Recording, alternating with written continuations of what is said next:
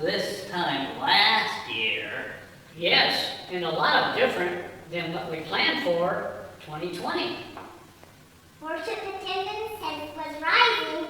We had a new youth group had their first meeting, and the program ministry team had great activities planned. Theater trips, museum outings, game days. My favorite was Dog Day at the beach. Everything was going well, then COVID-19 hit.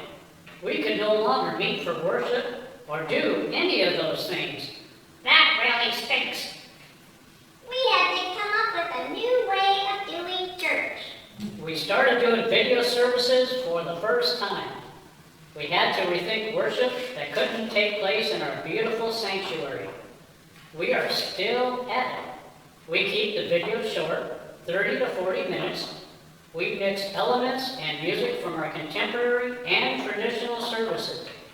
We include words to the music so people can sing along at home. The pastor gives a short, informal talk from places other than the pulpit.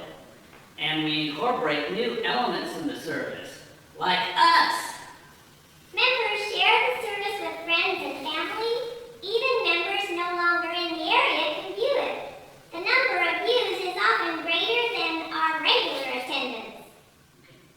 Membership here set up a plan to phone every member regularly.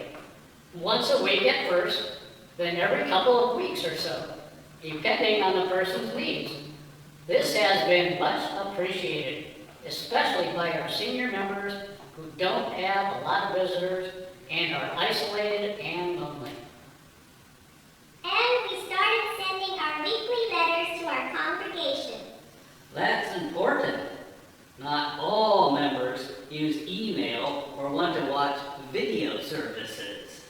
The letter from the pastor ties in with the weekly video theme. It has prayer requests from the congregation, a video attendance report, and stewardship report.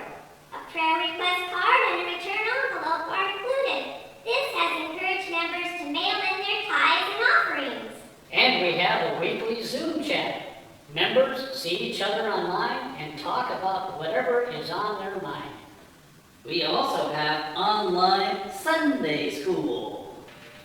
There is even an online Bible class hosted by a church member who lives in Colorado. We open the sanctuary for 2 hours once a week for individual prayer. A volunteer organist plays during this time. It's a nice backdrop for prayer. Members are screened as they enter, and masks and social distancing practices are kept faithfully. On Mother's Day and Father's Day, we had a parking lot drive-through events. Members enjoyed getting out of the house and the opportunity to see familiar faces as they drove through. I hope we can do more. We will. There are other drive-through events already booked, 2 in October. We have learned how much our congregation appreciates the way we stay in touch with them when we cannot be together during this difficult time. It must be working. So far this fiscal year, stewardship exceeds plant and gifts where we were at this time last year. Mission activities and mission giving have fallen off a bit. We realize how much being together in person spurs us on and motivates us to work together. It has been overwhelming, but we are moving through the learning curve, and we are doing great. Our members enjoy the joy and humor we incorporate into what we do. It's an antidote to the bad news everyone hears, and it helps us combat depression.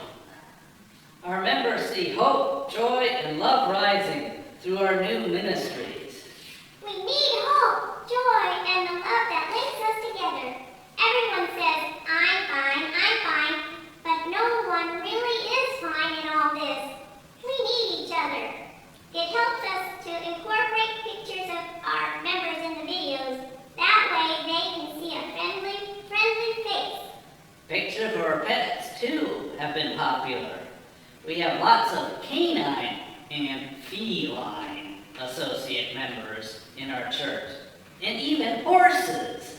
Many of our human members really miss our Sunday service on the premises and want to start services as soon as possible. Others who really miss being together too are extra cautious and want to stay at home until the risk of COVID decreases. Everyone is looking forward to the day when we can all safely come together in a normal worship service with singing and fellowship. It just does not feel like communion when it's virtual. While we wait, we must be the body of Christ in action from our buildings. The world needs us and we need each other. We will keep finding